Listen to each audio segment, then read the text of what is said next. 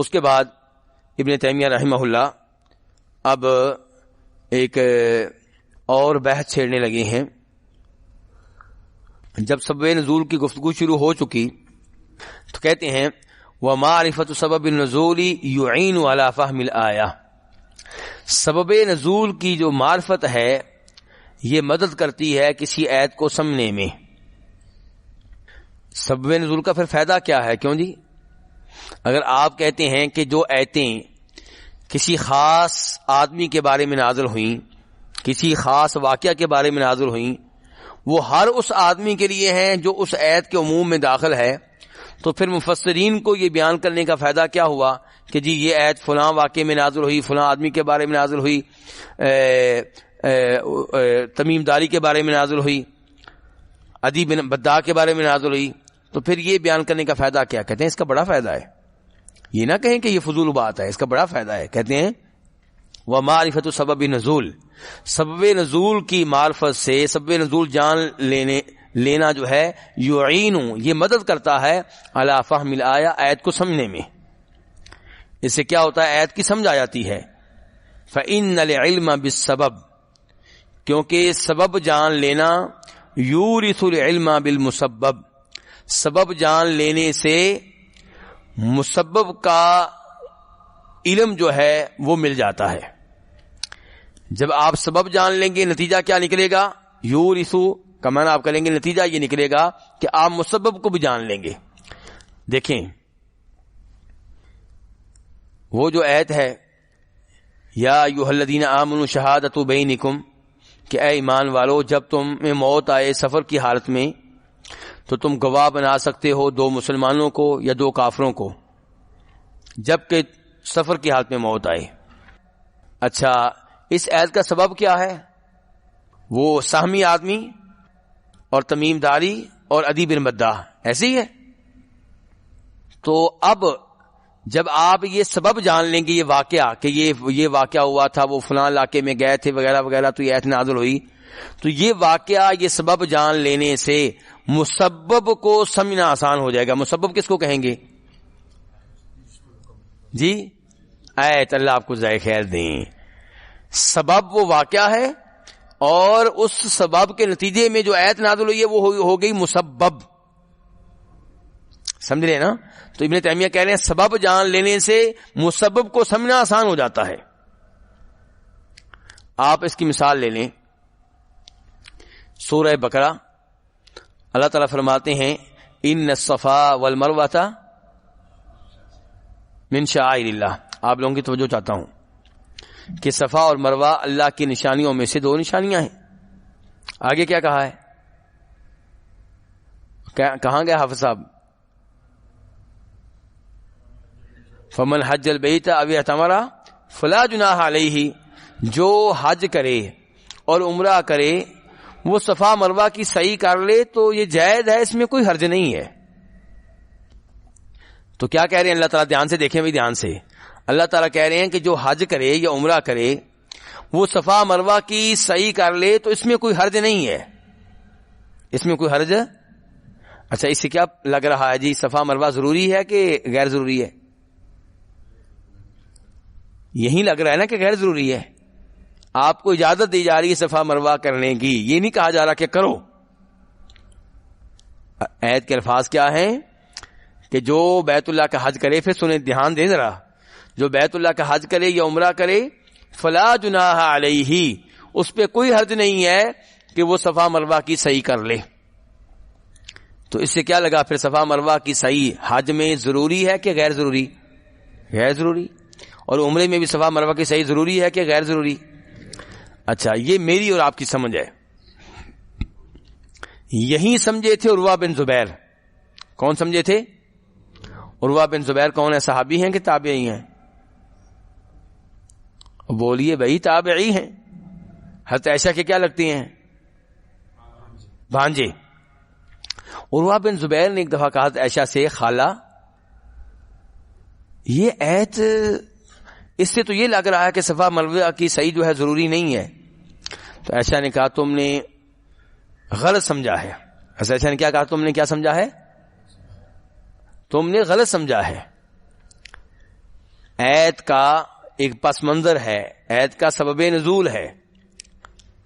سبب نزول کیا ہے کہ کچھ انصاری جو تھے وہ کسی بت کی وجہ سے صفا مروہ کی سعی کرنے کو غلط سمجھتے تھے، ان کا دل مطمئن نہیں ہوتا تھا. کسی بت کی وجہ سے صفا مروہ کے مابین سعی کرنے کو وہ غلط سمجھتے تھے، جرم سمجھتے تھے. تو اللہ تعالی نے کہا بھی کوئی مسئلہ نہیں ہے، وہ بت پرانی بات ہو گئی، وہ جاہلیت کی باتیں ہو گئیں، اب کوئی بت وغیرہ نہیں ہے. تو اس لیے صفا مروہ کی صحیح کرنے میں کوئی حرج نہیں ہے.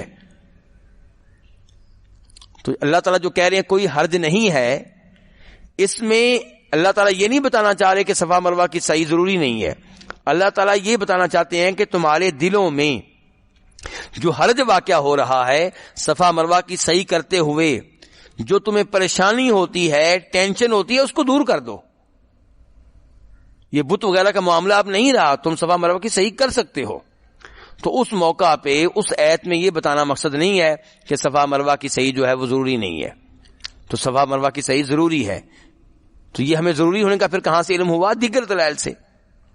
مثال کے طور پہ حضرت عائشہ اسی روایت میں بیان کرتی ہیں، مسلم شریف کی حدیث ہے کہ اللہ کی قسم اس آدمی کا حج مکمل نہیں ہوگا، جو اس کا عمرہ مکمل نہیں ہوگا، جو صفا مروہ کی صحیح نہیں کرے گا. اور پھر مسند احمد کی روایت بھی ہے، اسعوا فإن اللہ كتب علیکم السعی، سعی کرو، اللہ نے صفا مروہ کی صحیح تمہارے اوپر فرض کر دی ہے. تو صفا مروہ کی صحیح ضروری ہے دیگر دلائل کی وجہ سے. اور اس ایت کا یہ مطلب نہیں ہے کہ صفا مروہ کی صحیح غیر ضروری ہے. اس ایت کا ایک خاص سبب ہے، جو سبب سمجھائے گا سبب نزول تو اس کو مسبب کی ایت کی بھی سمجھ آ جائے گی. ٹھیک ہے جی. تو یہ ابن تیمیہ کہتے ہیں فإن العلم بالسبب یورث العلم بالمسبب، کہ جب آپ سبب جان لیں گے تو نتیجہ کیا نکلے گا کہ آپ مسبب کو کیا کریں گے؟ جان لیں گے. ولہذا کان اصح قولی الفقہاء انہ اذا لم يعرف ما نواء الحالف رجع الى سبب یمینہ وما هیجها واثارها. ابن تیمیہ کہتے ہیں کہ فقہا کے دو قول، ان میں سے صحیح ترین قول یہ ہے کہ جب پتہ نہ چلے اس چیز کا جس کی قسم اٹھانے والے نے نیت کی تھی، تو پھر رجوع کیا جائے گا الی سبب یمینہ، قسم اٹھانے کے سبب کی طرف. وما هیجها واثارها، اور کس چیز نے اس کو قسم اٹھانے پہ مجبور کیا، قسم اٹھانے پہ آمادہ کیا. اس کی مثال یہ دی جاتی ہے کہ کسی نے کہہ دیا واللہ لا ازور فلانا. کیا مطلب ہے اس کا؟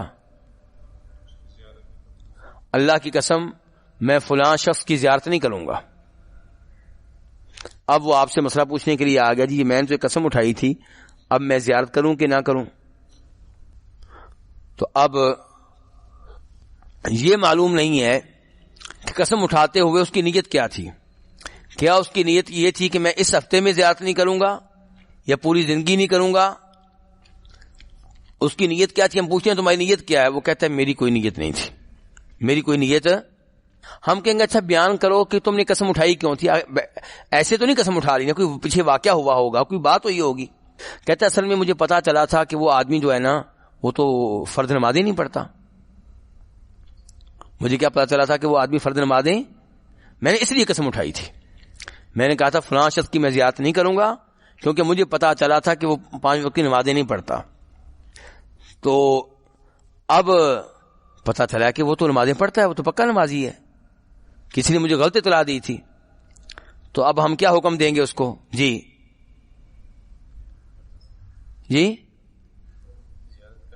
زیارت کرو. تمہاری قسم جو ہے وہ اس معاملے میں ہے. تمہاری قسم کا مطلب یہ تھا کہ اگر وہ تمہارا جو حالات بتا رہے ہیں، جن حالات میں تم نے قسم اٹھائی تھی، ان حالات میں قسم اٹھانے کا نتیجہ یہ نکلتا ہے کہ اگر وہ آدمی بے نماز ہے تو میں اس کی زیارت نہیں کروں گا. اور چونکہ اب پتا چل گیا ہے کہ وہ تو نمازی ہے، تم زیارت کر سکتے ہو، تمہیں کفارہ بھی نہیں دینا پڑے گا. مطلب یہ ہے کہنے کا، سمجھے نا؟ کفارہ نہیں دینا پڑے گا. کیوں؟ کیونکہ تمہاری قسم کا مطلب یہ تھا کہ چونکہ وہ آدمی بے نماز ہے میں اس لیے زیادتی نہیں کروں گا، تو نماز پڑھنے نہ پڑھنے سے تمہاری قسم کا تعلق ہے. تو یہ ہمیں کہاں سے پتا چلا؟ پھر سبب سے، کہ قسم اٹھانے کا سبب کیا تھا، قسم اٹھانے کا. تو اب یہ سبب جان لینے سے اس جملے کو سمجھنا آسان ہو گیا، قسم کو سمجھنا آسان ہو گیا. ایسا ہے کہ نہیں ہے؟ ابن تیمیہ کہہ رہے ہیں ایسے ہی آیات کے نزول کا سبب جان لینے سے آیات کا معنی و مفہوم جاننا آسان ہو جاتا ہے. تو ابن تیمیہ کو سمجھ رہے ہیں کہ نہیں سمجھ رہے علماء کرام؟ چلیں جی آگے کہتے ہیں وَقَوْلُهُمْ نَزَلَتْ هَذِهِ الْآيَةُ فِي كَذَا يُرَادُ بِهِ تَارَةً أَنَّهُ سَبَبُ النُّزُولِ وَيُرَادُ بِهِ تَارَةً أَنَّ هَذَا دَاخِلٌ فِي الْآيَةِ وَإِن لَّمْ يَكُنِ السَّبَبُ كَمَا تَقُولُ عُنِيَ بِهَذِهِ الْآيَةِ كَذَا. یہ لفظ جو استعمال کرتے ہیں سلف صالحین مفسرین، کیا کہتے ہیں جی؟ یہ آیت نازلت هذه الآیہ، یہ آیت نازل ہوئی فی کذا، فلاں شخص کے بارے میں، فلاں معاملے کے بارے میں، فلاں واقعے کے بارے میں. تو اس سے ان کی مراد کیا ہوتی ہے؟ کہتے اس سے وہ دو طرح کی مراد ہوتی ہے. پہلی مراد یہ ہے کہ آپ فی کو بنا لیں سببیہ. فی کو کیا بنا لیں؟ سببیہ. تو نازلت هذه الآیہ فی کذا یعنی کہ یہ آیت اس سبب سے نازل ہوئی، اس سبب سے نازل ہوئی. تو اس کا مطلب یہ ہے کہ سلف جب یہ لفظ استعمال کر رہے ہیں تو وہ سبب نزول بیان کر رہے ہیں. تو یراد بہ، اس سے مراد لیا جاتا ہے تارتن، کبھی کبھی، کہ انہ سبب النزول، کہ وہ چیز سبب نزول ہے، اس کے سبب سے آیت نازل ہوئی ہے. وَيُرَادُ بِهِ تَارَةً، اور کبھی کبھی اس سے مراد ہوتا ہے ان ھذا داخل فی الآیہ، کہ یہ چیز بھی آیت میں داخل ہے اگرچہ سبب نزول نہیں ہے. تو اس صورت میں فی ظرفیہ بنے گا.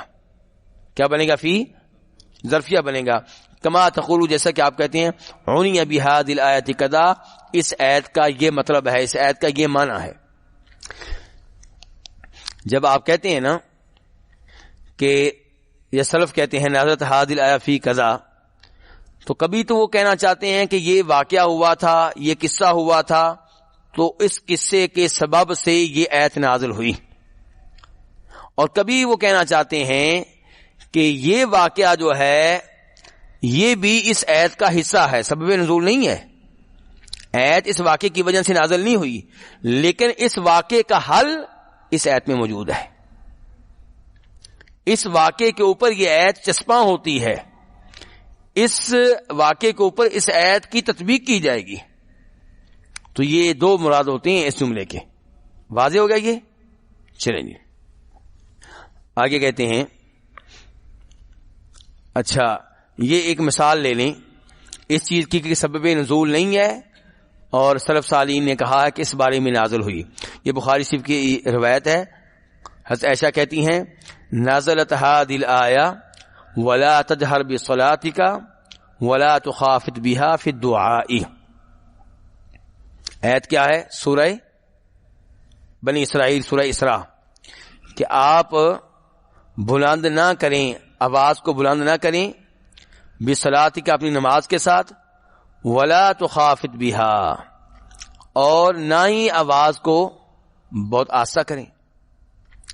حضرت ایسا کہہ رہی ہیں کہ نازلت هذه الآیہ فی الدعاء، یہ آیت نازل ہوئی ہے کس میں؟ دعا میں. اب یہ دعا میں فی جو ہے اگر آپ سببیہ بنائیں گے تو مطلب ہوگا کہ دعا کی وجہ سے نازل ہوئی ہے.